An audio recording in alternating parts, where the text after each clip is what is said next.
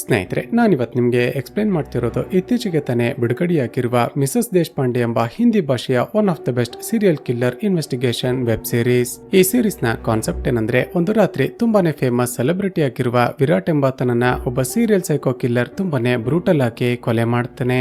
ಕೊಲೆಯ pattern ಹೇಗಿರುತ್ತೆ ಅಂದ್ರೆ, nylon ಹಗ್ಗದಿಂದ ಮೊದಲು ಅವನನ್ನ ಕೊಲೆ ಮಾಡಿ ಮಿರರ್ ನ ಮುಂದೆ ಕೂರಿಸಿ ಡೆಡ್ ಬಾಡಿಯ ಕೈಗೆ ಒಂದು ಟ್ರೋಫಿಯನ್ನ ಕೊಟ್ಟು ಹೋಗಿರ್ತಾನೆ.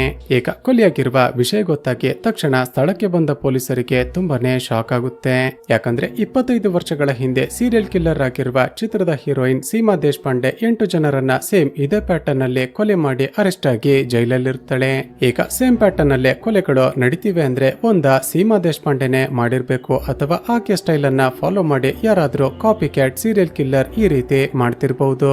ಈಗ ಆ ಕಾಪಿ ಕ್ಯಾಟ್ ಕಿಲ್ಲರ್ ಸೀಮಾಳ ಪ್ಯಾಟರ್ನ್ ಅನ್ನೇ ಫಾಲೋ ಮಾಡ್ತಿರೋ ಕಾರಣ ಕೊನೆಗೆ ಪೊಲೀಸರು ಸೀಮಾಳ ಹೆಲ್ಪ್ ಅನ್ನ ತೆಗೆದುಕೊಂಡು ಕೇಸ್ ಇನ್ವೆಸ್ಟಿಗೇಷನ್ ಮಾಡೋದಕ್ಕೆ ಶುರು ಮಾಡ್ತಾರೆ. ಹೇಗೆ ಇನ್ವೆಸ್ಟಿಗೇಷನ್ ಮಾಡ್ತಾ ಹೋದಾಗ ಶಾಕಿಂಗ್ಲಿ ಆ ಕಾಪಿ ಕ್ಯಾಟ್ ಕಿಲ್ಲರ್ ಈ ಹಿಂದೆ ಕೂಡ ಸೇಮ್ ಪ್ಯಾಟರ್ನ್ ನಲ್ಲಿ ಹಲವಾರು ಕೊಲೆಗಳನ್ನ ಮಾಡಿದ್ದಾನೆ ಅಂತ ಗೊತ್ತಾಗುತ್ತೆ. ಸ್ನೇಹಿತರೆ, ಇಲ್ಲಿಂದ ಮುಂದೆ ಸೀರೀಸ್ ನಲ್ಲಿ ರಿವೀಲ್ ಆಗುವ ಒಂದೊಂದೇ ಟ್ವಿಸ್ಟ್ ಗಳನ್ನ ನೀವು ಲಿಟರಲಿ ಗೆಸ್ಸೇ ಮಾಡಿರೋದಿಲ್ಲ. ಈ ವಿಡಿಯೋವನ್ನ ಎಲ್ಲೂ ಕೂಡ ಸ್ಕಿಪ್ ಮಾಡದೆ ಕೊನೆಯವರೆಗೂ ನೋಡ್ತಾ ಹೋಗಿ, ಯಾಕಂದ್ರೆ ಈ ಸೀರೀಸ್ ತುಂಬಾನೇ ಗ್ರಿಪ್ಪಿಂಗ್ ಹಾಗೂ ಇಂಟ್ರೆಸ್ಟಿಂಗ್ ಆಗಿದೆ. ಹಾಗೂ ಕ್ಲೈಮ್ಯಾಕ್ಸ್ ನಲ್ಲಿ ರಿವೀಲ್ ಆಗುವ ಟ್ವಿಸ್ಟ್ ಅನ್ನ ನೀವು 100% ಗೆಸ್ ಮಾಡೋದಕ್ಕೇನೆ ಸಾಧ್ಯ ಇಲ್ಲ. ಚಿತ್ರದ ಮೊದಲ ಸೀನಲ್ಲಿ ಫೇಮಸ್ ಸೆಲೆಬ್ರಿಟಿ ಆಗಿರುವ ವಿರಾಟ್ ಪಾರ್ಟಿ ಮುಗಿಸ್ಕೊಂಡು ಫುಲ್ ಟೈಟ್ ಆಗಿ ತನ್ನ ಅಪಾರ್ಟ್ಮೆಂಟ್ ಗೆ ವಾಪಸ್ ಬರ್ತಾನೆ. ನಂತರ ಒಬ್ಬ ಡೀಲರ್ಗೆ ಕಾಲ್ ಮಾಡಿ ನನ್ನ ಫ್ಲಾಟ್ಗೆ ತಕ್ಷಣವೇ ಇಬ್ಬರು ರಷ್ಯನ್ ಹುಡುಗಿಯರನ್ನ ಕಳುಹಿಸಿಕೊಡು ಅಂತ ಹೇಳಿ ಫೋನ್ ಅನ್ನ ಕಟ್ ಮಾಡಿ ಒಳಗಡೆ ಹೋಗ್ತಾನೆ. ನಂತರ ಮತ್ತಷ್ಟು ಡ್ರಿಂಕ್ಸ್ ಮಾಡ್ತಾ ಡ್ರಗ್ಸ್ ಅನ್ನ ಕನ್ಸ್ಯೂಮ್ ಮಾಡ್ತಾ ಕೂತಿರುವಾಗ ಮನೆಯ ಡೋರ್ ಬೆಲ್ ರಿಂಗ್ ಆಗುತ್ತೆ. ಮೋಸ್ಟ್ಲಿ ರಷ್ಯನ್ ಹುಡುಗಿಯರೇ ಬಂದಿರಬೇಕು ಅಂತ ಖುಷಿಯಾಗಿ ಡೋರ್ ಅನ್ನ ಓಪನ್ ಮಾಡಿದಾಗ ಅಲ್ಲಿ ಬಂದಿರುವ ವ್ಯಕ್ತಿಯನ್ನ ನೋಡಿ ತುಂಬಾನೇ ಶಾಕ್ ಆಗ್ತಾನೆ. ಸ್ನೇಹಿತರೆ, ಅಲ್ಲಿಗೆ ಬಂದಿರೋದು ರಷ್ಯನ್ ಹುಡುಗಿಯರಲ್ಲ, ಬದಲಿಗೆ ಸೀರಿಯಲ್ ಸೈಕೋ ಕಿಲ್ಲರ್. ಈಗ ಆ ಸೈಕೋ ಕಿಲ್ಲರ್ ವಿರಾಟ್ ನ ಮೇಲೆ ಇದ್ದಕ್ಕಿದ್ದ ಹಾಗೆ ಅಟ್ಯಾಕ್ ಮಾಡಿ ನೈಲಾನ್ ಹಗ್ಗದಿಂದ ಅವನ ಕತ್ತನೈಸೋಕೆ ಸಾಯಿಸಿ ಬಿಡುತ್ತಾನೆ. ನಂತರ ಅವನ ಡೆಡ್ ಬಾಡಿಯನ್ನ ಮಿರರ್ ನ ಮುಂದೆ ಕೂರಿಸಿ ಅವನ ಕೈಗೆ ಒಂದು ಟ್ರೋಫಿಯನ್ನ ಇಟ್ಟು ಅಲ್ಲಿಂದ ಎಸ್ಕೇಪ್ ಆಗ್ತಾನೆ. ಮುಖಕ್ಕೆ ಮಾಸ್ಕ್ ಹಾಕೊಂಡು ಫುಲ್ ಕವರ್ ಅಪ್ ಆಗಿರುವ ಆ ಸೀರಿಯಲ್ ಸೈಕೋ ಕಿಲ್ಲರ್ ಯಾರು ಅಂತ ಈಗ ನಮಗೆ ಗೊತ್ತಾಗೋದಿಲ್ಲ. ಸ್ವಲ್ಪ ಸಮಯದ ನಂತರ ಅಲ್ಲಿಗೆ ಬಂದ ರಷ್ಯನ್ ಹುಡುಗಿಯರು ಡೆಡ್ ಬಾಡಿಯನ್ನ ನೋಡಿ ತುಂಬಾನೇ ಹೆದರಿಕೊಂಡು ತಕ್ಷಣವೇ ಪೊಲೀಸರಿಗೆ ಕಾಲ್ ಮಾಡ್ತಾರೆ. ಈಗ ಸ್ಥಳಕ್ಕೆ ಬಂದ ಸಬ್ ಇನ್ಸ್ಪೆಕ್ಟರ್ ಪಲ್ಲವಿ ವಿರಾಟ್ ನ ಡೆಡ್ ಬಾಡಿಯನ್ನ ನೋಡ್ತಿದ್ದ ಹಾಗೇನೆ ತುಂಬಾನೇ ಶಾಕ್ ಆಗಿ ಕಮಿಷನರ್ ಅರುಣ್ ಅನ್ನ ಬರೋದಕ್ಕೆ ಹೇಳ್ತಾಳೆ. ಸ್ವಲ್ಪ ಸಮಯದ ನಂತರ ಅಲ್ಲಿಗೆ ಬಂದ ಕಮಿಷನರ್ ಅರುಣ್ ಚೆಕ್ ಮಾಡಿದಾಗ ಬಿಲ್ಡಿಂಗ್ ನ ಸಿಸಿಟಿವಿ ಕ್ಯಾಮೆರಾವನ್ನ ವಿರಾಟೆ ಆಫ್ ಮಾಡೋದಕ್ಕೆ ಹೇಳಿದ್ದ ಅಂತ ಗೊತ್ತಾಗುತ್ತೆ. ನಂತರ ಅರುಣ್ ಡೆಡ್ ಬಾಡಿಯನ್ನ ನೋಡ್ತಿದ್ದ ಹಾಗೇನೆ ಒಂದೇ ಸಾರಿ ಶಾಕ್ ಆಗ್ತಾನೆ. ಯಾಕಂದ್ರೆ ಸುಮಾರು 25 ವರ್ಷಗಳ ಹಿಂದೆ ಸೀಮಾ ದೇಶಪಾಂಡೆ ಎಂಬ ಸೀರಿಯಲ್ ಸೈಕೋ ಕಿಲ್ಲರ್ ಸೇಮ್ ಇದೇ ಪ್ಯಾಟರ್ನ್ ನಲ್ಲಿ 8 ಜನರನ್ನ ಕೊಲೆ ಮಾಡಿರ್ತಾಳೆ. ಜೊತೆಗೆ ಹಾಗೆ ಕೂಡ ಕೊಲೆ ಮಾಡಿದ ನಂತರ ಡೆಡ್ ಬಾಡಿಗಳನ್ನ ಸೇಮ್ ಇದೇ ಪೊಸಿಷನ್ ನಲ್ಲೇ ಕೂರಿಸಿ ಹೋಗ್ತಿರ್ತಾಳೆ. ಈಗ ಅರುಣ್ ತಕ್ಷಣವೇ ಸೀಮಾಳನ್ನ ಇರಿಸಿರುವ ಜೈಲಿಗೆ ಕಾಲ್ ಮಾಡಿ ವಿಚಾರಿಸಿದಾಗ ಸೀಮಾ ಜೈಲಲ್ಲೇ ಇದ್ದಾಳೆ ಅಂತ ಕನ್ಫರ್ಮ್ ಆಗುತ್ತೆ. ಈಗ ಸೀಮಾ ಜೈಲಲ್ಲಿದ್ರೆ ಸೇಮ್ ಆಕೆ ಪ್ಯಾಟರ್ನ್ ಅನ್ನೇ ಫಾಲೋ ಮಾಡ್ತಾ ಕೊಲೆ ಮಾಡ್ತಿರುವ ಆ ಕಿಲ್ಲರ್ ಯಾರು ಅಂತ ಅರುಣ್ ಹಾಗೂ ಪೊಲೀಸರಿಗೆ ತಲೆ ಕೆಡುತ್ತೆ. ಇಲ್ಲಿಗೆ ಸೀನ್ ಕಟ್ಟಾಗಿ ಮರುದಿನ ಬೆಳಿಗ್ಗೆ ಜೈಲಿನ ಟಿವಿನಲ್ಲಿ ಸೇಮ್ ತನ್ನ ಪ್ಯಾಟರ್ನ್ ಅನ್ನೇ ಫಾಲೋ ಮಾಡಿ ವಿರಾಟ್ ಎಂಬ ಸೆಲೆಬ್ರಿಟಿಯನ್ನ ಕೊಲೆ ಮಾಡಿದ್ದಾರೆ ಅಂತ ಗೊತ್ತಾಗಿ ತುಂಬಾನೇ ಶಾಕ್ ಆಗ್ತಾಳೆ. ಆ ದಿನ ರಾತ್ರಿ ಮುಖಕ್ಕೆ ಮಾಸ್ಕ್ ಹಾಕೊಂಡು ಕವರ್ ಅಪ್ ಆಗಿದ್ದ ಮತ್ತೊಬ್ಬ ವ್ಯಕ್ತಿ ಒಬ್ಬರು ಗಂಡ ಹೆಂಡತಿಯ ಮನೆಗೆ ಹೋಗ್ತಾನೆ. ಹಾಗೂ ಇಲ್ಲಿಗೆ ಈ ಸೀನ್ ಕಟ್ ಆಗುತ್ತೆ. ಈಗ ಈ ಕೇಸ್ ನ ಬಗ್ಗೆ ತುಂಬಾನೇ ತಲೆ ಕೆಡಿಸಿಕೊಂಡಿದ್ದ ಕಮಿಷನರ್ ಅರುಣ್ ಸೀಮಾಳನ್ನ ಮೀಟ್ ಮಾಡೋದಕ್ಕೆ ಅಂತ ಜೈಲಿಗೆ ಬರ್ತಾನೆ. ಸ್ನೇಹಿತರೆ, ಪೊಲೀಸರು ಈಕೆಯನ್ನ ಅರೆಸ್ಟ್ ಮಾಡಿದಾಗ ಸೀಮಾಳಿಂದ ಜೀನತ್ ಅಂತ ಈಕೆ ಐಡೆಂಟಿಟಿಯನ್ನ ಚೇಂಜ್ ಮಾಡಿ ಇಲ್ಲಿಗೆ ತಂದಿರ್ತಾರೆ. ಅಂದ್ರೆ ಈಕೆ ನಿಜವಾದ ಹೆಸರು ಸೀಮಾ, ಆದ್ರೆ ಎಲ್ಲರೂ ಕೂಡ ಈಕೆಯನ್ನ ಜೀನತ್ ಅಂತ ಕರೀತಿರ್ತಾರೆ. ಈಗ ಅರುಣ್ ಸೀಮಾಳ ಮೇಲೆ ಅನುಮಾನ ಪಡ್ತಾ ಒಂದು ವೇಳೆ ನೀನೆ ಜೈಲಲ್ಲಿದ್ದುಕೊಂಡು ಕೊಲೆಗಳನ್ನ ಮಾಡಿಸ್ತಿದ್ಯಾ ಅಂತ ವಿಚಾರಿಸ್ತಾನೆ. ಆದ್ರೆ ಸೀಮಾ ಮಾತ್ರ ನಾನು ಖಂಡಿತ ಈ ಕೊಲೆಗಳನ್ನ ಮಾಡಿಸೋದಾಗ್ಲಿ ಮಾಡ್ತಿಲ್ಲ. ಆ ಕಿಲ್ಲರ್ ನನ್ನ ಪ್ಯಾಟರ್ನ್ ಅನ್ನೇ ಫಾಲೋ ಮಾಡ್ತಿದ್ದಾನೆ ಅಂದ್ರೆ ಅವನನ್ನ ಪತ್ತೆ ಮಾಡೋದಕ್ಕೆ ಪೊಲೀಸರಿಗೆ ನಾನು ಸಹಾಯ ಮಾಡ್ತೀನಿ ಅಂತ ಆಫರ್ ಮಾಡ್ತಾಳೆ. ಈಗ ಅರುಣ್ ಯೋಚನೆ ಮಾಡಿದಾಗ ವಿರಾಟ್ ನನ್ನು ಸೇರಿ ಈಗಾಗಲೇ 3 ಕೊಲೆಗಳಾಗಿರುತ್ತವೆ. ಸೊ ಆ ಕಿಲ್ಲರ್ ನನ್ನ ಆದಷ್ಟು ಬೇಗ ಪತ್ತೆ ಮಾಡ್ಲಿಲ್ಲ ಅಂದ್ರೆ ಮತ್ತಷ್ಟು ಕೊಲೆಗಳಾಗುತ್ತೆ ಅಂತ ತಕ್ಷಣ ಹೋಗಿ ತನ್ನ ಹೈಯರ್ ಆಫೀಸರ್ಸ್ ನ ಜೊತೆ ಮಾತನಾಡ್ತಾನೆ. ಈಗ ಸೀಮಾ ಇನ್ವೆಸ್ಟಿಗೇಷನ್ ಅಲ್ಲಿ ಸಹಾಯ ಮಾಡಬೇಕು ಅಂದ್ರೆ ಆಕೆಯನ್ನ ಜೈಲಿನಿಂದ ಹೊರಗಡೆ ಕರೆದುಕೊಂಡು ಬರ್ಬೇಕಲ್ವಾ. ಸೀಮಾ ಈಗಾಗಲೇ 8 ಕೊಲೆಗಳನ್ನ ಮಾಡಿರುವ ಸೀರಿಯಲ್ ಸೈಕೋ ಕಿಲ್ಲರ್, ಆಕೆ ತುಂಬಾನೇ ಡೇಂಜರಸ್ ಅಂತ ಹೇಳ್ತಾರೆ. ಆದ್ರೆ ಅರುಣ್ ಎಲ್ಲ ರೆಸ್ಪಾನ್ಸಿಬಿಲಿಟಿಯನ್ನ ತಾನೇ ತೆಗೆದುಕೊಂಡು ಸೀಮಾಳನ್ನ ಹೊರಗಡೆ ಕರೆದುಕೊಂಡು ಬರ್ತಾನೆ. ಈಗ ಈ ಕೇಸನ್ನ ಇನ್ವೆಸ್ಟಿಗೇಷನ್ ಮಾಡೋದಕ್ಕೆ ಬೇರೊಂದು ಕೇಸ್ನಲ್ಲಿ ಅಂಡರ್ ಕವರ್ ಆಫೀಸರ್ ಆಗಿ ಕೆಲಸ ಮಾಡ್ತಿದ್ದ ತೇಜಸ್ನನ್ನ ಅರುಣ್ ಅಪಾಯಿಂಟ್ ಮಾಡ್ತಾನೆ. ಸ್ನೇಹಿತರೆ, ಆಫೀಸರ್ ಅರುಣ್ನ ಮಾತಿನಿಂದ ಗೊತ್ತಾಗುವುದೇನು ಅಂದ್ರೆ ಸೀಮಾ 8 ಕೊಲೆಗಳನ್ನ ಮಾಡಿದ್ರು ಕೂಡ ಒಂದೇ ಒಂದು ಕೇಸ್ನಲ್ಲಿ ಮಾತ್ರ ಕನ್ವಿಕ್ಷನ್ ಆಗಿರುತ್ತೆ.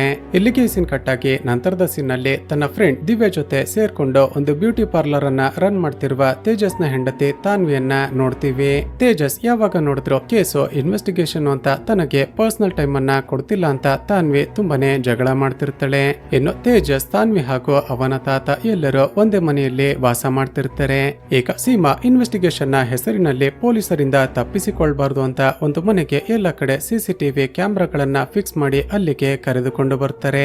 ಜೊತೆಗೆ ಸೀಮಾ ಯಾವುದೇ ಕಾರಣಕ್ಕೂ ತಪ್ಪಿಸಿಕೊಳ್ಬಾರ್ದು ಅಂತ ಮನೆಯ ಸುತ್ತಮುತ್ತ ಕಬ್ಬಿಣದ ಗ್ರಿಲ್ ಗಳನ್ನ ಹಾಕಿಸುತ್ತಾರೆ. ಈಗ ಇಷ್ಟು ವರ್ಷಗಳಿಂದ ಜೈಲಲ್ಲಿದ್ದ ಸೀಮಾ ಹೊರಗಡೆ ಬಂದಿದ್ದೀನಿ ಅಂತ ತುಂಬಾನೇ ಖುಷಿ ಪಡ್ತಾಳೆ. ಈಗ ತೇಜಸ್ ಹಾಗೂ ಅರುಣ್ ಕೊನೆಯದಾಗಿ ಕೊಲೆಯಾಗಿರುವ ವಿರಾಟ್ನ ಅಪಾರ್ಟ್ಮೆಂಟ್ಗೆ ಸೀಮಾಳನ್ನ ಕರೆದುಕೊಂಡು ಹೋಗ್ತಾರೆ. ಈಗ ಆ ಸ್ಪಾಟ್ ನ ಫೋಟೋಸ್ ಗಳನ್ನ ಚೆಕ್ ಮಾಡಿದಾಗ ಸೀಮಾ ತನ್ನ 3ನೇ ವಿಕ್ಟಿಮ್ ನನ್ನ ಕೊಲೆ ಮಾಡಿದಾಗ ಹೇಗೆ ಅವನ ಕೈಯಲ್ಲಿ ಟ್ರೋಫಿ ಇಟ್ಟಿದ್ಲೋ ಆ ಕಿಲ್ಲರ್ ಕೂಡ ವಿರಾಟ್ನ ಕೈಲಿ ಸೇಮ್ ಅದೇ ರೀತಿ ಟ್ರೋಫಿ ಇಟ್ಟಿರ್ತಾನೆ. ಈಗ ಸೀಮಾ ಯೋಚನೆ ಮಾಡಿದಾಗ ಒಂದು ವಿಷಯ ಫ್ಲಾಶ್ ಆಗುತ್ತೆ. ನನ್ನ ಕೊಲೆಯ ಪ್ಯಾಟರ್ನ್ ಆ ಕಿಲ್ಲರ್ಗೆ ಗೊತ್ತಾಗಿದೆ ಅಂದ್ರೆ ಖಂಡಿತ ಆತ ನನ್ನ ಕೇಸ್ನ ಫೈಲ್ ಗಳನ್ನ ಓದಿರ್ತಾನೆ. ನನ್ನ ಕೇಸ್ನ ಇನ್ವೆಸ್ಟಿಗೇಷನ್ ಅಲ್ಲಿ ಯಾರ್ಯಾರು ಇನ್ವಾಲ್ವ್ ಆಗಿದ್ರು ಅವರನ್ನೆಲ್ಲ ಚೆಕ್ ಮಾಡಿ ಅಂತ ಹೇಳ್ತಾಳೆ. ಸ್ನೇಹಿತರೆ, ಅರುಣ್ ಆ ಸಮಯದಲ್ಲಿ ಇನ್ವೆಸ್ಟಿಗೇಷನ್ ಆಫೀಸರ್ ಆಗಿದ್ದು ಇವನನ್ನ ಬಿಟ್ರೆ ಲಾಯರ್ಗಳು, ಕಾನ್ಸ್ಟೇಬಲ್ಗಳು ಹಾಗೂ ಜಡ್ಜ್ಗಳು ಅಂತ ಇನ್ನು ಬೇರೆ 5 ಜನಗಳ ಬಳಿ ಆ ಕೇಸ್ ಫೈಲ್ ಅನ್ನ ಕೊಟ್ಟಿರ್ತಾನೆ. ಈಗ ಸೀಮಾ ಹೇಳ್ತಾಳೆ, ಖಂಡಿತ ಆ ಕಿಲ್ಲರ್ ನಿಮ್ಮ 6 ಜನಗಳಲ್ಲಿ ಯಾರಿಗಾದರೂ ಒಬ್ಬರಿಗೆ ಸಂಬಂಧಪಟ್ಟಿರ್ತಾನೆ ಅಂತ. ಈಗ ಅರುಣ್ ಚೆಕ್ ಮಾಡಿದಾಗ ತನ್ನನ್ನು ಸೇರಿ 70 ವರ್ಷದ ಒಬ್ಬ ಜಡ್ಜ್ ನನ್ನ ಬಿಟ್ರೆ 6 ಜನಗಳಲ್ಲಿ ಮಿಕ್ಕ ಎಲ್ಲರೂ ಕೂಡ ಸತ್ತೋಗಿರ್ತಾರೆ. ತಕ್ಷಣ ಆ ಜಡ್ಜ್ ನ ಮನೆಗೆ ಹೋಗಿ ಫೈಲ್ ಬಗ್ಗೆ ವಿಚಾರಿಸಿದಾಗ ರಿವೀಲ್ ಆಗುವ ಟ್ವಿಸ್ಟ್ ಏನಂದ್ರೆ ತುಂಬಾನೇ ಡ್ರಿಂಕ್ಸ್ ಮಾಡುವ ಇವನ ಅಳಿಯ ಆ ಫೈಲ್ ಅನ್ನ ತೆಗೆದುಕೊಂಡಿರ್ತಾನೆ.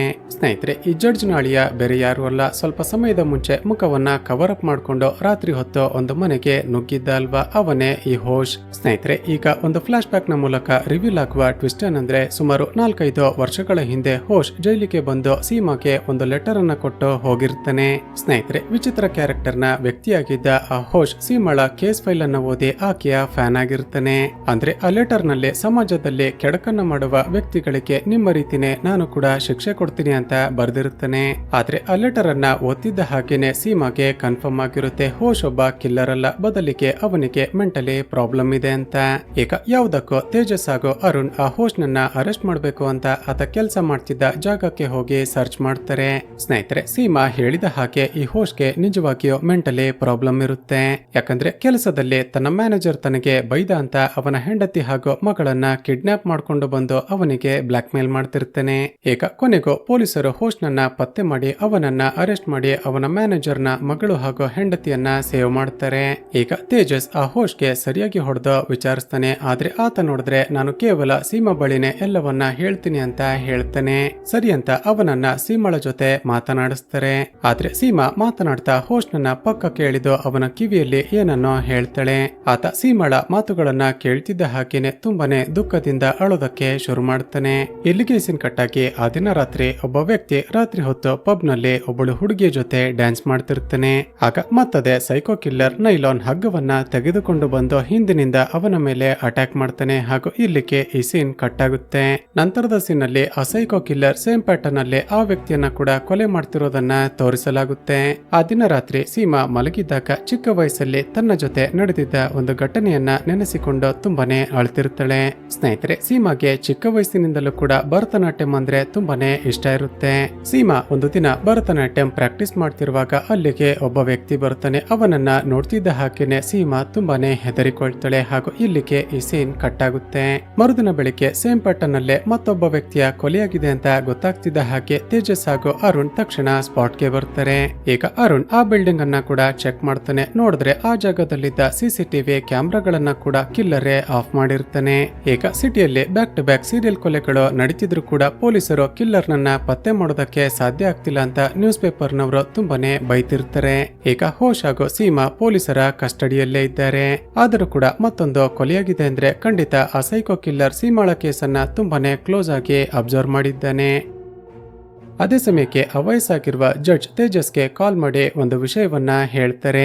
ಹಲವು ವರ್ಷಗಳ ಹಿಂದೆ ಗವರ್ಮೆಂಟ್ ಎಲ್ಲ ಡಾಕ್ಯುಮೆಂಟ್ಸ್ ಗಳನ್ನ ಡಿಜಿಟಲ್ ಮಾಡೋದಕ್ಕೆ ಅಂತ ಎಡಿಫೈ ಕಂಪನಿಗೆ ಕಾಂಟ್ರಾಕ್ಟ್ ಅನ್ನ ಕೊಟ್ಟಿತ್ತು. ಮೋಸ್ಟ್ಲಿ ಎಡಿಫೈ ಎಂಬ ಕಂಪನಿಯಲ್ಲಿ ಕೆಲಸ ಮಾಡ್ತಿದ್ದ ಅಥವಾ ಆ ಕಂಪನಿಗೆ ಸಂಬಂಧಪಟ್ಟಿರುವ ಯಾರಿಗೋ ಸೀಮಾಳ ಕೇಸ್ನ ಫೈಲ್ ಸಿಕ್ಕಿತ್ತು ಅನ್ಸುತ್ತೆ. ಸೊ ಈ ಆಂಗಲ್ ನಲ್ಲಿ ಎನ್ಕ್ವೈರಿ ಮಾಡಿದ್ರೆ ಏನಾದ್ರೂ ಎವಿಡೆನ್ಸ್ ಗಳು ಸಿಗ್ಬಹುದು ಅಂತ ಐಡಿಯಾ ಕೊಡ್ತಾರೆ. ತಕ್ಷಣ ತೇಜಸ್ ಎಡಿಫೈ ಎಂಬ ಆ ಕಂಪನಿಯಲ್ಲಿ ಕೆಲಸ ಮಾಡ್ತಿರುವ ಹಾಗೂ ಆ ಕಂಪನಿಯ ಎಲ್ಲ ಡೀಟೇಲ್ಸ್ ಗಳನ್ನ ಕಲೆಕ್ಟ್ ಮಾಡೋದಕ್ಕೆ ಹೇಳ್ತಾನೆ. ಈ ಕಡೆ ಟ್ಯಾಟೂ ಹಾಕಿಕೊಂಡಿರುವ ಒಬ್ಬ ವ್ಯಕ್ತಿ ಬ್ಯಾಗ್ ನಲ್ಲಿರುವ ಹಗ್ಗವನ್ನ ಹಾಗೂ ಸೀಮಾಳ ಜೊತೆ ಇರುವ ತನ್ನ ಫೋಟೋವನ್ನ ಹೊರಗಡೆ ತೆಗಿತಾನೆ ಹಾಗೂ ಇಲ್ಲಿಗೆ ಈ ಸೀನ್ ಕಟ್ ಆಗುತ್ತೆ. ಇಲ್ಲಿಗೆ ಈ ಸೀನ್ ಕಟ್ ಆಗಿ ಮರುದಿನ ಬೆಳಿಗ್ಗೆ ಸೀಮಾ ಬಂಗಲೆಯಿಂದ ಎಸ್ಕೇಪ್ ಆಗಿದ್ದಾಳೆ ಅಂತ ಗೊತ್ತಾಗ್ತಿದ್ದ ಹಾಗೆ ಅರುಣ್ ಹಾಗೂ ತೇಜಸ್ ಓಡಿ ಬರ್ತಾರೆ. ಆದ್ರೆ ಸೀಮಾ ಎಲ್ಲಿಗೋ ಓಡಿ ಹೋಗಿರೋದಿಲ್ಲ. ತೇಜಸ್ನ ಹೆಂಡತಿ ತನ್ನ ಫ್ರೆಂಡ್ ಆಗಿರುವ ದಿವ್ಯಾಳ ಜೊತೆ ಸೇರ್ಕೊಂಡು ಒಂದು ಪಾರ್ಲರ್ ಅನ್ನ ರನ್ ಮಾಡ್ತಿದ್ಲಲ್ವಾ, ಅಲ್ಲಿಗೆ ಹೋಗಿರ್ತಾಳೆ. ಈಗ ಆಬ್ವಿಯಸ್ಲಿ ತಾನ್ವಿಗೆ ಸೀಮಾಳ ಬಗ್ಗೆ ಗೊತ್ತಿರೋದಿಲ್ಲ ಅಲ್ವಾ, ಆಕೆಯನ್ನ ನಾರ್ಮಲ್ ಕಸ್ಟಮರ್ ರೀತಿ ಟ್ರೀಟ್ ಮಾಡ್ತಿರ್ತಾಳೆ. ಈಗ ತೇಜಸ್ ಕ್ಯಾಶುಯಲ್ ಆಗಿ ತನ್ನ ಹೆಂಡತಿಗೆ ವಿಡಿಯೋ ಕಾಲ್ ಮಾಡಿದಾಗ ಅಲ್ಲೇ ಸೀಮಾ ಇರೋದನ್ನ ನೋಡಿ ತಕ್ಷಣ ಅಲ್ಲಿಗೆ ಬಂದು ಆಕೆಯನ್ನ ಅರೆಸ್ಟ್ ಮಾಡ್ತಾನೆ. ಈಗ ತೇಜಸ್ಗೆ ತುಂಬಾನೇ ಕೋಪ ಬಂದು ನಮ್ಮಿಂದಾನೆ ತಪ್ಪಿಸಿಕೊಳ್ಳೋದಕ್ಕೆ ಪ್ರಯತ್ನ ಪಡ್ತಿದ್ಯಾ ಅಂತ ಸೀಮಾಗೆ ಗನ್ ಪಾಯಿಂಟ್ ಮಾಡ್ತಾನೆ. ಸ್ನೇಹಿತರೆ, ಈಗ ರಿವೀಲ್ ಆಗುವ ಅನ್ಎಕ್ಸ್ಪೆಕ್ಟೆಡ್ ಟ್ವಿಸ್ಟ್ ಏನ್ ಗೊತ್ತಾ, ಸೀಮಾ ಬೇರೆ ಯಾರು ಅಲ್ಲ, ಆಕೆನೆ ತೇಜಸ್ನ ತಾಯಿ.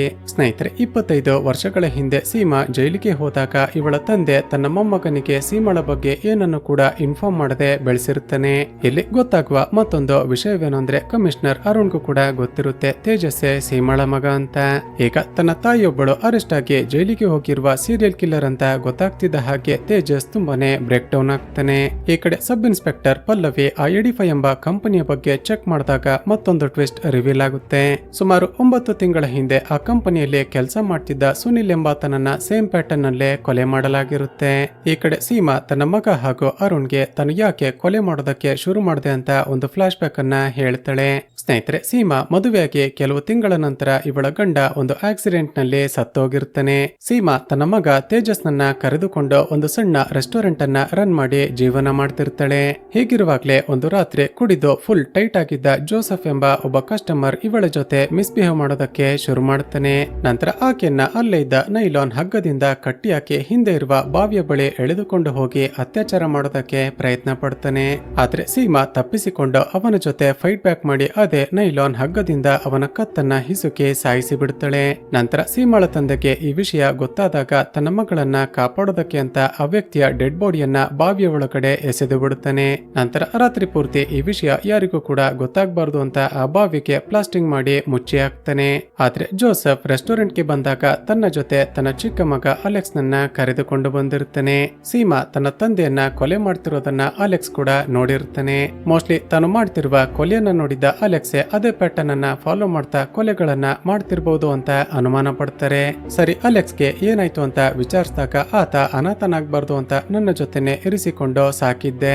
ಆದ್ರೆ ನಾನು ಅರೆಸ್ಟ್ ಆಗಿ ಜೈಲಿಗೆ ಹೋದ ನಂತರ ಅಲೆಕ್ಸ್ಗೆ ಏನಾಯ್ತೋ ಗೊತ್ತಿಲ್ಲ ಅಂತ ಹೇಳ್ತಾಳೆ. ಈಗ ತನ್ನ ತಾತನ ಬಳಿ ವಿಚಾರಿಸಿದಾಗ ಸೀಮಾ ಅರೆಸ್ಟ್ ಆಗಿ ಜೈಲಿಗೆ ಹೋದ ನಂತರ ಅಲೆಕ್ಸ್ ನನ್ನ ಒಂದು ಅನಾಥಾಶ್ರಮಕ್ಕೆ ಸೇರಿಸ್ತೆ ಅಂತ ಹೇಳ್ತಾರೆ. ತಕ್ಷಣ ಅನಾಥಾಶ್ರಮಕ್ಕೆ ಹೋಗಿ ಅಲೆಕ್ಸ್ ನ ಡೀಟೇಲ್ಸ್ ಅನ್ನ ಕಲೆಕ್ಟ್ ಮಾಡ್ಕೊಂಡು ಈಗ ಆತ ಎಲ್ಲಿದ್ದಾನೆ ಅಂತ ಹುಡುಕೋದಕ್ಕೆ ಶುರು ಮಾಡ್ತಾರೆ. ಈ ಕಡೆ ಸೀಮಾ ಮೊದಲ ಬಾರಿಗೆ ಜೋಸೆಫ್ ನನ್ನ ಕೊಲೆ ಮಾಡಿ ಡೆಡ್ ಬಾಡಿಯನ್ನ ಬಾವಿಗೆ ಎಸೆದಿದ್ರಲ್ವಾ, ಅದನ್ನ ರಿಕವರ್ ಮಾಡ್ತಾರೆ. ಈ ಕಡೆ ಅಲೆಕ್ಸ್ ನ ಅಡ್ರೆಸ್ ಅನ್ನ ಪತ್ತೆ ಮಾಡಿ ಅವನ ರೂಮ್ ಗೆ ಹೋದಾಗ ಬ್ಯಾಗ್ ನ ಒಳಗಡೆ ಸೀಮಾಳ ಜೊತೆ ಇರುವ ಫೋಟೋ ಹಾಗೂ ಹಗ್ಗ ಸಿಗುತ್ತೆ. ಈಗ ಅಲೆಕ್ಸೆ ಕಿಲ್ಲರ್ ಅಂದುಕೊಂಡ ತೇಜಸ್ ಆತ ಕೆಲಸ ಮಾಡ್ತಿದ್ದ ಬಾರ್ಗೆ ಹೋಗಿ ಸರಿಯಾಗಿ ಹೊಡೆದು ಅರೆಸ್ಟ್ ಮಾಡ್ತಾನೆ. ಆದ್ರೆ ಅವನ ಮಾತಿಂದ ಕನ್ಫರ್ಮ್ ಆಗುತ್ತೇನೋ ಅಂದ್ರೆ ಅಲೆಕ್ಸ್ ನಿಜವಾದ ಸೀರಿಯಲ್ ಕಿಲ್ಲರ್ ಅಲ್ಲವೇ ಅಲ್ಲ. ಸ್ನೇಹಿತರೆ, ಅಲೆಕ್ಸ್ ನ ತಂದೆಯನ್ನ ಸೀಮಾ ಕೊಲೆ ಮಾಡಿದ ನಂತರ ಇವನನ್ನ ಕೂಡ ತನ್ನ ಮಗನ ರೀತಿನೇ ಬೆಳೆಸಿರ್ತಾಳೆ. ಸೊ ಸೀಮಾ ಅರೆಸ್ಟ್ ಆಗುವವರೆಗೂ ಅಲೆಕ್ಸ್ ಸೀಮಾನೆ ತನ್ನ ತಾಯಿ ಹಾಗೂ ತೇಜಸ್ಸೆ ತನ್ನ ತಮ್ಮ ಅಂತ ಅಂದುಕೊಂಡಿರ್ತಾನೆ. ಈಗ ತೇಜಸ್ ಹಾಗೂ ಅವನ ಟೀಮ್ ನವರು ಚೆಕ್ ಮಾಡಿದಾಗ ಕನ್ಫರ್ಮ್ ಆಗುತ್ತೆ ಪ್ರತಿ ಸಾರಿ ಕೊಲೆಯಾದ ಸಮಯದಲ್ಲೂ ಕೂಡ ಅಲೆಕ್ಸ್ ತನ್ನ ಬಾರ್ ನಲ್ಲಿ ಕೆಲಸ ಮಾಡ್ತಿರ್ತಿದ್ದ ಅಂತ. ಈಗ ಅಲೆಕ್ಸ್ ಕಿಲ್ಲರ್ ಅಲ್ಲ ಅಂತ ಗೊತ್ತಾದ ನಂತರ ತೇಜಸ್ ಅವನನ್ನ ಮನೆಗೆ ಕರೆದುಕೊಂಡು ಹೋಗಿ ತನ್ನ ಹೆಂಡತಿ, ತಾತ ಹಾಗೂ ತನ್ನ ಹೆಂಡತಿಯ ಫ್ರೆಂಡ್ ಆಗಿರುವ ದಿವ್ಯಾಳನ್ನ ಮೀಟ್ ಮಾಡಿಸ್ತಾನೆ. ಹೇಗೆ ಆಗಾಗ ಮೀಟ್ ಮಾಡ್ತಾ ಅಲೆಕ್ಸ್ ಹಾಗೂ ದಿವ್ಯಾ ಒಬ್ಬರನ್ನೊಬ್ಬರು ಇಷ್ಟಪಡೋದಕ್ಕೆ ಶುರು ಮಾಡ್ತಾರೆ. ಇಲ್ಲಿಗೆ ಸೀನ್ ಕಟ್ಟಾಗಿ ಸೀಮಾ ರೆಸ್ಟೋರೆಂಟ್ ಅನ್ನ ರನ್ ಮಾಡ್ತಿದ್ದಾಗ ಅಂದ್ರೆ 25 ವರ್ಷಗಳ ಹಿಂದೆ ನಡೆದಿದ್ದ ಮತ್ತೊಂದು ಫ್ಲಾಶ್ ಬ್ಯಾಕ್ ಅನ್ನ ತೋರಿಸಲಾಗುತ್ತೆ. ಸ್ನೇಹಿತರೆ, ಒಂದು ದಿನ ಸುಭಾಷ್ ಎಂಬ ಒಬ್ಬ ಚಿಕ್ಕ ಹುಡುಗ ತನ್ನ ತಂದೆ ತಾಯಿ ಜೊತೆ ಸೀಮಾಳ ರೆಸ್ಟೋರೆಂಟ್ ಗೆ ಬಂದಿರ್ತಾನೆ. ಸುಭಾಷ್ನ ತಂದೆ ಅವನಿಗೆ ತುಂಬಾನೇ ಟಾರ್ಚರ್ ಮಾಡ್ತಾ ಹೊಡೆದು ಊಟ ಮಾಡಿಸ್ತಿರ್ತಾನೆ. ಸೀಮಾಗೆ ಅನುಮಾನ ಬಂದು ಆ ಹುಡುಗ ಪಕ್ಕಕ್ಕೆ ಬಂದಾಗ ಚೆಕ್ ಮಾಡಿದಾಗ ಶಾಕಿಂಗ್ಲಿ ಅವನ ತಂದೆ ಅವನಿಗೆ ಸರಿಯಾಗಿ ಹೊಡೆದು ಬೆನ್ನೆಲ್ಲ ರಕ್ತ ಆಗಿರುತ್ತೆ. ಈಗ ತನ್ನ ಸ್ವಂತ ಮಗನಿಗೆ ಈ ರೀತಿ ಹೊಡೆದಿರೋದನ್ನ ನೋಡಿದ ಸೀಮಾಗೆ ತುಂಬಾನೇ ಕೋಪ ಬರುತ್ತೆ. ಸೊ ಆ ದಿನ ರಾತ್ರಿ ಬ್ಲಾಕ್ ಡ್ರೆಸ್ ಅನ್ನ ಹಾಕೊಂಡು ಮುಖವನ್ನ ಕವರ್ ಅಪ್ ಮಾಡ್ಕೊಂಡು ಸುಭಾಷ್ನ ಮನೆಗೆ ಹೋಗ್ತಾಳೆ. ಯಾರಿಗೋ ಗೊತ್ತಾಗದ ಹಾಗೆ ಸುಭಾಷ್ನ ತಂದೆಯ ಬಾಯನ್ನ ಮುಚ್ಚಿ ನಂತರ ಕತ್ತಿಗೆ ಹಗ್ಗ ಹಾಕಿ ಸಾಯಿಸಿ ಬಿಡುತ್ತಾಳೆ. ಈಗ ಸೀಮಾ, ಅರುಣ್ ಹಾಗೂ ತೇಜಸ್ ಇದರ ಬಗ್ಗೆನೆ ಡಿಸ್ಕಸ್ ಮಾಡ್ತಿರುವಾಗ ಶಾಕಿಂಗ್ಲಿ ಆ ಕಿಲ್ಲರೇ ಕಾಲ್ ಮಾಡ್ತಾನೆ. ಸೀಮಾ ಕ್ಯಾಶುಯಲ್ ಆಗಿ ಮಾತನಾಡ್ತಾ ಅಷ್ಟಕ್ಕೂ ನೀನು ಯಾಕೆ ಈ ರೀತಿ ಕೊಲೆಗಳನ್ನ ಮಾಡ್ತಿದ್ಯಾ ಅಂತ ವಿಚಾರಿಸ್ತಾಳೆ. ಅದಕ್ಕೆ ಆ ಕಿಲ್ಲರ್ ಹೇಳೋದೇನಂದ್ರೆ, ಮೇಡಮ್, ನಾನು ನಿಮ್ಮ ಕೇಸನ್ನ ರೆಫರ್ ಮಾಡಿದ್ದೀನಿ. ನಾನು ನಿಮಗೆ ತುಂಬಾನೇ ದೊಡ್ಡ ಫ್ಯಾನ್. ನಾನು ಕೂಡ ಸಮಾಜದಲ್ಲಿರುವ ಘಾತುಕರನ್ನ ಕೊಲೆ ಮಾಡ್ತಿದ್ದೀನಿ ಅಂತ ವಿಚಿತ್ರವಾಗಿ ನಗ್ತಾನೆ. ಹೀಗೆ ಮಾತನಾಡ್ತಿರುವಾಗ ಪೊಲೀಸರು ಆ ಕಿಲ್ಲರ್ ನ ಲೊಕೇಶನ್ ಅನ್ನ ಟ್ರ್ಯಾಕ್ ಮಾಡೋದಕ್ಕೆ ಟ್ರೈ ಮಾಡ್ತಾರೆ. ಆದ್ರೆ ಕಿಲ್ಲರ್ VPN ಯೂಸ್ ಮಾಡ್ತಿದ್ದಾನೆ ಅಂತ ಗೊತ್ತಾಗುತ್ತೆ. ಈ ಕಡೆ ಅಲೆಕ್ಸ್ ತನ್ನ ಸಾಕು ತಾಯಿ ಸೀಮಾಳನ್ನ ಒಂದೇ ಒಂದು ಸಾರಿ ನೋಡ್ಬೇಕು ಅಂತ ತೇಜಸ್ಗೆ ತುಂಬಾನೇ ರಿಕ್ವೆಸ್ಟ್ ಮಾಡ್ತಾನೆ. ಈಗ ತೇಜಸ್ ಸರಿ ಅಂತ ಸೀಮಾಳ ಜೊತೆ ಮಾತನಾಡಿ ಅಲೆಕ್ಸ್ ನ ಜೊತೆ ಮೀಟ್ ಮಾಡೋದಕ್ಕೆ ಅರೇಂಜ್ ಮಾಡ್ತಾನೆ. ಹೀಗೆ ಅಲೆಕ್ಸ್ ತನ್ನ ತಾಯಿಯನ್ನ ನೋಡೋದಕ್ಕೆ ಹೋಗ್ತಿದ್ದೀನಿ ಅಂತ ಖುಷಿಯಾಗಿ ರೂಮ್ಗೆ ಬಂದು ಡ್ರೆಸ್ ಚೇಂಜ್ ಮಾಡ್ತಿರುವಾಗ ಅಲ್ಲಿಗೆ ಒಬ್ಬ ವ್ಯಕ್ತಿ ಬರ್ತಾನೆ. ಸ್ನೇಹಿತರೆ, ತನ್ನ ರೂಮ್ಗೆ ಬಂದ ಆ ವ್ಯಕ್ತಿಯನ್ನ ನೋಡ್ತಿದ್ದ ಹಾಗೇನೆ ಅಲೆಕ್ಸ್ ಕ್ಯಾಶುಯಲ್ ಆಗಿ ಮಾತನಾಡ್ತಿರ್ತಾನೆ. ಈಗ ರಿವೀಲ್ ಆಗುವ ಟ್ವಿಸ್ಟ್ ಏನಂದ್ರೆ, ಆ ವ್ಯಕ್ತಿ ಹಿಂದಿನಿಂದ ಬಂದು ಅಲೆಕ್ಸ್ ನ ಕತ್ತಿಗೆ ನೈಲಾನ್ ಹಗ್ಗವನ್ನ ಹಾಕಿ ಸಾಯಿಸಿ ಬಿಡುತ್ತಾನೆ. ಸೊ ಇಲ್ಲಿಗೆ ಸೀನ್ ಕಟ್ಟಾಗಿ ಸ್ವಲ್ಪ ಸಮಯದ ನಂತರ ಅಲೆಕ್ಸ್ ನನ್ನ ಪಿಕಪ್ ಮಾಡೋದಕ್ಕೆ ಅಂತ ತೇಜಸ್ ಬಂದು ರೂಮ್ ನ ಡೋರ್ ಅನ್ನ ಓಪನ್ ಮಾಡಿದಾಗ ಒಂದೇ ಸಾರಿ ಬೆಚ್ಚಿ ಬೀಳ್ತಾನೆ. ಆ ಕಿಲ್ಲರ್ ಅಲೆಕ್ಸ್ ನನ್ನ ಕೂಡ ಸೇಮ್ ಪ್ಯಾಟರ್ನ್ ನಲ್ಲಿ ಕೊಲೆ ಮಾಡಿ ಮಿರರ್ ನ ಮುಂದೆ ಅವನ ಡೆಡ್ ಬಾಡಿಯನ್ನು ಇಟ್ಟು ಅವನ ಕೈಯಲ್ಲಿ ಟ್ರೋಫಿ ಇಟ್ಟಿರ್ತಾನೆ. ಈಗ ಅಲೆಕ್ಸ್ ನ ಕೊಲೆಯಾಗಿದೆ ಅಂತ ಗೊತ್ತಾಗ್ತಿದ್ದ ಹಾಗೆ ಸೀಮಾ ಕೂಡ ತುಂಬಾನೇ ಎಮೋಷನಲ್ ಆಗಿ ಅಳ್ತಾಳೆ. ಸ್ವಲ್ಪ ಸಮಯದ ನಂತರ ಸೀಮಾಗೆ ಆ ಕಿಲ್ಲರ್ ಮತ್ತೆ ಕಾಲ್ ಮಾಡ್ತಾನೆ. ಈಗ ಸೀಮಾ ತುಂಬಾನೇ ಕೋಪದಲ್ಲಿ, ಯಾಕೆ ಈ ರೀತಿ ಕೊಲೆಗಳನ್ನ ಮಾಡ್ತಿದ್ಯಾ? ಅಲೆಕ್ಸ್ ತುಂಬಾನೇ ಒಳ್ಳೆ ಹುಡುಗ ಆಗಿದ್ದ, ಅವನನ್ನ ಯಾಕೆ ಕೊಲೆ ಮಾಡಿದೆ ಅಂತ ಜೋರಾಗಿ ಕೂಗಾಡ್ತಾಳೆ. ಈಗ ಆ ಕಿಲ್ಲರ್ ವಿಚಿತ್ರವಾಗಿ ನಗುತ್ತಾ, ನನ್ನ ಜೀವನದಲ್ಲಿ ಪ್ರೀತಿ ಕೊಡ್ತೀನಿ ಅಂತ ಹಲವಾರು ಜನ ಬಂದಿದ್ದಾರೆ, ಆದ್ರೆ ನಂತರ ತಮ್ಮ ಮನಸ್ಸನ್ನ ಚೇಂಜ್ ಮಾಡ್ಕೊಂಡು ನನಗೆ ಮೋಸ ಮಾಡಿದ್ದವರನ್ನ ಇದೇ ರೀತಿ ಕೊಲೆ ಮಾಡ್ತೀನಿ. ನಾನು ಕೊನೆಯದಾಗಿ ನಾಳೆ ಒಬ್ಬ ಡೆಂಟಿಸ್ಟ್ ನನ್ನ ಕೊಲೆ ಮಾಡ್ತೀನಿ. ಸಾಧ್ಯ ಆದ್ರೆ ನೀವು ಬನ್ನಿ, ಅಥವಾ ಪೊಲೀಸರಿಗೆ ಸಾಧ್ಯವಾದ್ರೆ ನನ್ನನ್ನ ಅರೆಸ್ಟ್ ಮಾಡ್ಲಿ ಅಂತ ಚಾಲೆಂಜ್ ಮಾಡ್ತಾನೆ. ಇಲ್ಲಿಗೆ ಸೀನ್ ಕಟ್ಟಾಗಿ ಮರುದಿನ ಬೆಳಿಗ್ಗೆ ಆ ಕಿಲ್ಲರ್ ಡೆಂಟಿಸ್ಟ್ ನ ಫೋಟೋವನ್ನ ತೋರಿಸ್ತಿದ್ದ ಹಾಗೇನೆ ತಮ್ಮ ಡೇಟಾಬೇಸ್ ನಲ್ಲಿ ಆ ಡಾಕ್ಟರ್ ನ ಡೀಟೇಲ್ಸ್ ಅನ್ನ ತೇಜಸ್ ಕಲೆಕ್ಟ್ ಮಾಡ್ತಾನೆ. ತಕ್ಷಣ ಆ ಡಾಕ್ಟರ್ ನ ಕ್ಲಿನಿಕ್ ನ ಅಡ್ರೆಸ್ ಅನ್ನ ಪತ್ತೆ ಮಾಡಿ ಅಲ್ಲಿಗೆ ಹೋದಾಗ ಆ ಕಿಲ್ಲರ್ ಆ ಡಾಕ್ಟರ್ ನನ್ನ ಇನ್ನೇನೋ ಕೊಲೆ ಮಾಡೋದ್ರಲ್ಲಿ ಇರ್ತಾನೆ. ತಕ್ಷಣ ತೇಜಸ್ ಗನ್ ಪಾಯಿಂಟ್ ಮಾಡ್ತಾನೆ. ಆದ್ರೆ ಆ ಕಿಲ್ಲರ್ ಪಕ್ಕದಲ್ಲೇ ಇದ್ದ ಕಿಟಕಿಯ ಮೂಲಕ ಹೊರಗಡೆ ಜಂಪ್ ಮಾಡಿ ಎಸ್ಕೇಪ್ ಆಗ್ತಾನೆ. ಈಗ ಆ ಕಿಲ್ಲರ್ ಪೊಲೀಸರಿಗೆ ಚಾಲೆಂಜ್ ಮಾಡಿ ಆ ಡಾಕ್ಟರ್ ನನ್ನ ಕೊಲೆ ಮಾಡುವಾಗ ವಿಡಿಯೋ ಕಾಲ್ ಅನ್ನ ಮಾಡಿರ್ತಾನೆ. ಸೊ ಸೀಮಾ ಆ ವಿಡಿಯೋ ಕಾಲ್ ಅನ್ನ ಸೂಕ್ಷ್ಮವಾಗಿ ಅಬ್ಸರ್ವ್ ಮಾಡಿದಾಗ ಒಂದು ಟ್ವಿಸ್ಟ್ ರಿವೀಲ್ ಆಗುತ್ತೆ. 25 ವರ್ಷಗಳ ಹಿಂದೆ ಸೀಮಾ ಸುಭಾಷ್ ಎಂಬ ಒಬ್ಬ ಹುಡುಗನ ತಂದೆಯನ್ನ ಕೊಲೆ ಮಾಡಿದ್ಲಲ್ವಾ? ಸೀಮಾ ಕೊಲೆ ಮಾಡುವಾಗ ಯಾವ ಹಾಡನ್ನ ಹಾಡಿದ್ಲೋ ಆ ಕಿಲ್ಲರ್ ಕೂಡ ಅದೇ ಹಾಡನ್ನೇ ಹಾಡ್ತಿರ್ತಾನೆ. ಇದರರ್ಥ ಆ ದಿನ ನಾನು ಸುಭಾಷ್ನ ತಂದೆಯನ್ನ ಕೊಲೆ ಮಾಡುವಾಗ ಯಾರೋ ನೋಡಿದ್ದಾರೆ. ಈ ವಿಷಯ ತೇಜಸ್ಗೆ ಗೊತ್ತಾಗ್ತಿದ್ದ ಹಾಗೆ ತಕ್ಷಣವೇ ಆ ಸುಭಾಷ್ನ ತಾಯಿಯನ್ನ ಮೀಟ್ ಮಾಡಿ ವಿಚಾರಿಸ್ತಾರೆ. ಆದ್ರೆ ಸೀಮಾ ತನ್ನ ಗಂಡನನ್ನ ಕೊಲೆ ಮಾಡಿದ ನಂತರ ಸುಭಾಷ್ನ ತಾಯಿ ಹುಚ್ಚಿಯಾಗಿರ್ತಾಳೆ. ಈ ಕಡೆ ಆ ಡಾಕ್ಟರ್ ಕಿಲ್ಲರ್ ನಿಂದ ಬಚಾವಾಗಿದ್ದ ಅಲ್ವಾ? ತಕ್ಷಣ ಅವನನ್ನ ಆಸ್ಪತ್ರೆಗೆ ಅಡ್ಮಿಟ್ ಮಾಡಿ ವಿಚಾರಿಸಿದಾಗ ಒಂದು ಶಾಕಿಂಗ್ ಟ್ವಿಸ್ಟ್ ಅನ್ನ ರಿವೀಲ್ ಮಾಡುತ್ತಾನೆ. ಸ್ನೇಹಿತರೆ, ಈಗ ನಮ್ಗೆ ಕನ್ಫರ್ಮ್ ಆಗೋದೇನು ಅಂದ್ರೆ ಶಾಕಿಂಗ್ಲಿ ಆ ಸೈಕೋ ಕಿಲ್ಲರ್ ಒಬ್ಬಳು ಹುಡುಗಿ ಅಂತ. ಆದ್ರೆ ಈ ಡಾಕ್ಟರ್ ಮುಂದುವರೆದು ಮತ್ತೊಂದು ಟ್ವಿಸ್ಟ್ ಅನ್ನ ರಿವೀಲ್ ಮಾಡ್ತಾನೆ. ಆ ಕಿಲ್ಲರ್ ಮೊದಲು ಹುಡುಗ ಆಗಿದ್ದ, ಅಂದ್ರೆ ಸರ್ಜರಿ ಮಾಡಿಸಿಕೊಂಡು ಹುಡುಗಿಯಾಗಿ ಬದಲಾಗಿದ್ದಾಳೆ ಅಂತ ಹೇಳ್ತಾನೆ.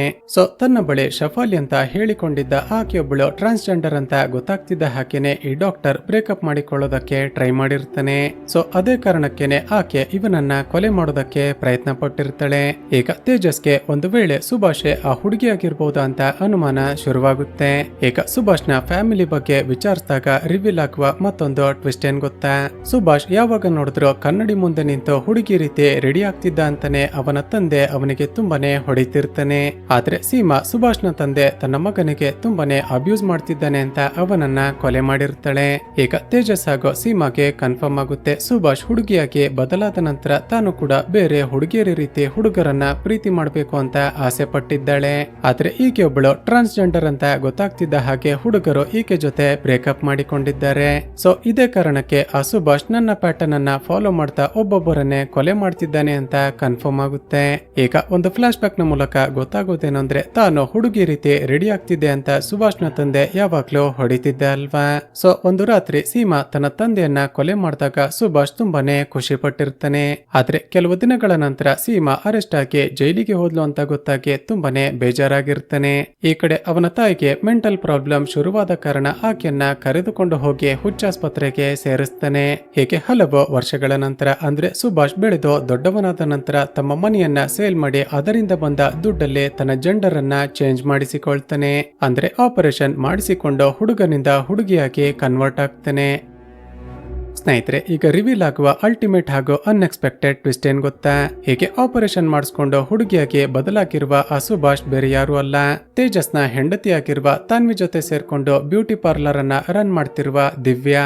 ಈಗ ದಿವ್ಯಾನೇ ಸೀರಿಯಲ್ ಕಿಲ್ಲರ್ ಅಂತ ಗೊತ್ತಾಗ್ತಿದ್ದ ಹಾಗೆ ತಕ್ಷಣವೇ ತೇಜಸ್ ಮನೆಗೆ ಹೋಗ್ತಾನೆ. ಆದ್ರೆ ಅಷ್ಟರಲ್ಲೇ ತನ್ನ ಬಗ್ಗೆ ಗೊತ್ತಾಗಿದೆ ಅಂತ ಅರ್ಥ ಮಾಡಿಕೊಂಡ ದಿವ್ಯಾ ತಾನ್ವಿಯನ್ನ ಕಿಡ್ನಾಪ್ ಮಾಡಿಕೊಂಡು ಹೋಗಿರ್ತಾಳೆ. ಈಗ ದಿವ್ಯಾ ಜೊತೆ ಮಾತಾಡಿ ನನ್ನ ಸೊಸೆಯನ್ನ ನಾನೇ ಕಾಪಾಡ್ತೀನಿ ಅಂತ ಸೀಮಾ ಹೋಗ್ತಾಳೆ. ದಿವ್ಯಾ ಸೀಮಾಗೆ ಒಂದು ಮಾಲ್ಗೆ ಬರೋದಕ್ಕೆ ಹೇಳ್ತಾಳೆ. ಸೀಮಾ ಸರಿ ಅಂತ ಅಲ್ಲಿಗೆ ಹೋದಾಗ ತಾನ್ವಿಯನ್ನ ಬಿಟ್ಟು ಸೀಮಾಳನ್ನ ತನ್ನ ಕಾರ್ನಲ್ಲಿ ಕರೆದುಕೊಂಡು ಹೋಗ್ತಾಳೆ. ಈಗ ತಾನ್ವಿಯನ್ನ ವಿಚಾರಿಸಿದಾಗ ಗೊತ್ತಾಗುತ್ತೆ ದಿವ್ಯಾ ತನ್ನನ್ನ ಕೂಡಿ ಹಾಕಿದ್ದ ಜಾಗದಲ್ಲಿ 85 ಕಂಪನಿಗೆ ಸೇರಿದ ಹಲವಾರು ಫೈಲ್ಸ್ ಗಳಿದ್ದವು ಅಂತ. ಈ ಕಡೆ ದಿವ್ಯಾ ಸೀಮಾಳನ್ನ ಕರೆದುಕೊಂಡು ಒಂದು ಜಾಗಕ್ಕೆ ಬಂದಾಗ ತನ್ನ ಜೀವನದಲ್ಲಿ ಏನಾಯ್ತು ಅಂತ ಒಂದು ಫ್ಲಾಶ್ ಬ್ಯಾಕ್ ಅನ್ನ ಹೇಳ್ತಾಳೆ. ಸ್ನೇಹಿತರೆ, ದಿವ್ಯಾ ಸರ್ಜರಿ ಮಾಡಿಸಿಕೊಂಡು ಹುಡುಗಿಯಾಗಿ ಬದಲಾದ ನಂತರ ಒಂದು ಹೊಸ ಜೀವನವನ್ನ ಸ್ಟಾರ್ಟ್ ಮಾಡ್ತಾಳೆ. ನಂತರ ಕೆಲಸಕ್ಕಾಗಿ ಹುಡುಕಾಡ್ತಿದ್ದಾಗ 85 ಕಂಪನಿಗೆ ಸೆಲೆಕ್ಷನ್ ಆಗಿ ಕೆಲಸ ಸಿಗುತ್ತೆ. ಹೀಗೆ ಆ ಕಂಪನಿಯಲ್ಲಿ ಕೆಲಸ ಮಾಡ್ತಿರುವಾಗ ಇನ್ನು ಕೂಡ ಮದುವೆ ಆಗಿರದ ತಾನ್ವಿ ಫ್ರೆಂಡ್ ಆಗ್ತಾಳೆ. ಹಾಗೂ ಅದೇ ಕಂಪನಿಯಲ್ಲಿ ಕೆಲಸ ಮಾಡ್ತಿದ್ದ ಸುನಿಲ್ ಎಂಬಾತ ದಿವ್ಯಾ ಒಬ್ಬಳು ಹುಡುಗಿ ಅಂದುಕೊಂಡು ಆಕೆಯನ್ನ ಪ್ರೀತಿ ಮಾಡೋದಕ್ಕೆ ಶುರು ಮಾಡ್ತಾನೆ. ಮೊದಲಿಗೆ ದಿವ್ಯಾ ಹೆಸಿಟೇಟ್ ಆಗ್ತಾಳೆ, ಆದ್ರೆ ನಂತರ ಸುನಿಲ್ ಅನ್ನ ಇಷ್ಟಪಟ್ಟು ಪ್ರೀತಿ ಮಾಡೋದಕ್ಕೆ ಶುರು ಮಾಡ್ತಾಳೆ. ಹೀಗಿರುವಾಗ್ಲೇ ಇವರ ಕಂಪನಿಗೆ ಎಲ್ಲ ಗೌರ್ಮೆಂಟ್ ಡಾಕ್ಯುಮೆಂಟ್ಸ್ ಗಳನ್ನ ಡಿಜಿಟಲ್ ಮಾಡುವ ಕಾಂಟ್ರಾಕ್ಟ್ ಸಿಗುತ್ತೆ. ಹೀಗೆ ಒಂದೊಂದೇ ಫೈಲ್ಸ್ ಗಳನ್ನ ಡಿಜಿಟಲೈಸ್ ಮಾಡ್ತಿರುವಾಗ್ಲೇ ಸೀಮಾಳ ಫೈಲ್ ಸಿಕ್ಕಿರುತ್ತೆ. ಚಿಕ್ಕವಳಿದ್ದಾಗ ತನ್ನ ತಂದೆಯನ್ನ ಕೊಲೆ ಮಾಡಿ ತನಗೆ ಸಹಾಯ ಮಾಡಿದ್ದ ಸೀಮಾ ಇನ್ನು ಕೂಡ ಬದುಕೇ ಇದ್ದಾಳೆ ಅಂತ ಗೊತ್ತಾಗಿರುತ್ತೆ.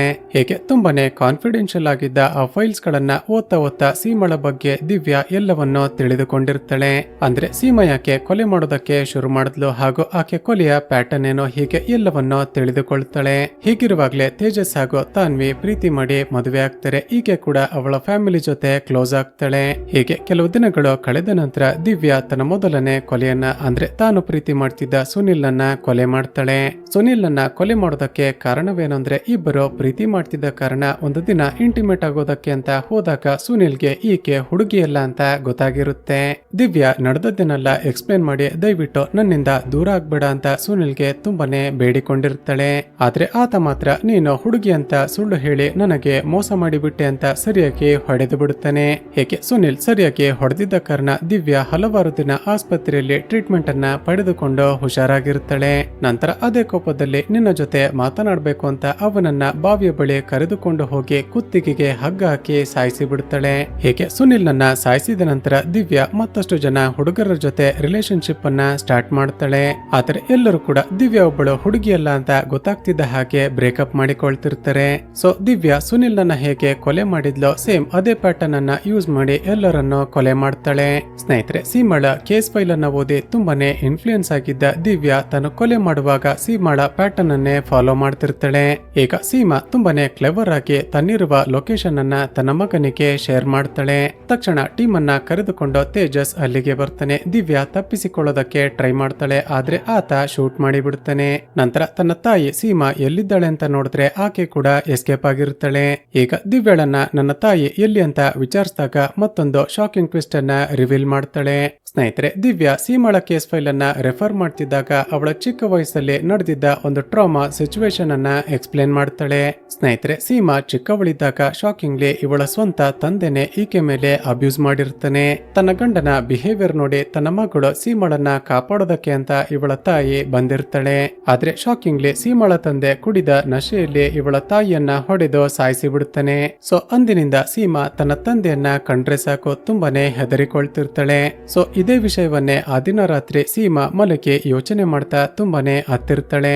ಈಗ ಪ್ರೆಸೆಂಟ್ ನಲ್ಲಿ ಸೀಮಾ ತನ್ನ ತಂದೆಯ ಬಳಿಗೆ ಅಂದ್ರೆ ತನ್ನ ಮಗನ ಮನೆಗೆ ಹೋಗ್ತಾಳೆ. ಸೀಮಾಳ ತಂದೆ ಚಿಕ್ಕ ವಯಸ್ಸಲ್ಲಿ ತಾನು ಮಾಡಿದ್ದ ತಪ್ಪಿಗೆ ತುಂಬಾನೇ ಕ್ಷಮೆ ಕೇಳ್ತಾನೆ. ಸೀಮಾ ತನ್ನ ತಂದೆಯನ್ನ ಸಾಯಿಸಿ ಬಿಡ್ತಾಳೆ ಅನ್ನೋಷ್ಟರಲ್ಲೇ ಅಲ್ಲಿಗೆ ಬಂದ ತೇಜಸ್ ಗನ್ ಪಾಯಿಂಟ್ ಮಾಡ್ತಾನೆ. ಈಗ ತೇಜಸ್ಗೂ ಕೂಡ ತನ್ನ ತಾತ ಎಂತ ಕೆಟ್ಟ ವ್ಯಕ್ತಿಯಾಗಿದ್ದ ಅಂತ ಗೊತ್ತಾಗಿರುತ್ತೆ ಅಲ್ವಾ. ಕೊನೆಗೆ ಒಂದು ಪಾಯಿಂಟ್ ನಲ್ಲಿ ಅವನೇ ತನ್ನ ತಾತನನ್ನ ಶೂಟ್ ಮಾಡಿ ಸಾಯಿಸೋದಕ್ಕೆ ಮುಂದಾಗ್ತಾನೆ. ಆದ್ರೆ ಸೀಮಾಳ ತಂದೆಗೆ ತನ್ನ ತಪ್ಪಿನ ಅರಿವಾಗಿ ಅದೇ ಗಿಲ್ಟ್ ಫೀಲ್ ನಲ್ಲಿ ಮೇಲಿನಿಂದ ಕೆಳಗಡೆ ಹಾರಿ ಆತ್ಮಹತ್ಯೆ ಮಾಡಿಕೊಂಡು ಸತ್ತು ಹೋಗ್ತಾನೆ. ಈಗ ಪ್ರೆಸೆಂಟ್ ನಲ್ಲಿ ತೇಜಸ್ ದಿವ್ಯಾಳನ್ನ ಕೋರ್ಟ್ಗೆ ಹಾಜರುಪಡಿಸಿ ಆಕೆಗೆ ಶಿಕ್ಷೆ ಆಗುವ ಹಾಗೆ ಮಾಡ್ತಾನೆ. ನಂತರ ಕ್ಲೈಮ್ಯಾಕ್ಸ್ ನಲ್ಲಿ ಸೀಮಾಳನ್ನ ಇನ್ನೇನೋ ಜೈಲಿಗೆ ಶಿಫ್ಟ್ ಮಾಡಬೇಕು ಅಂತ ಕರೆದುಕೊಂಡು ಹೋಗ್ತಿರುವಾಗ ಆಕೆ ತಪ್ಪಿಸಿಕೊಂಡು ಎಸ್ಕೇಪ್ ಆಗ್ತಾಳೆ.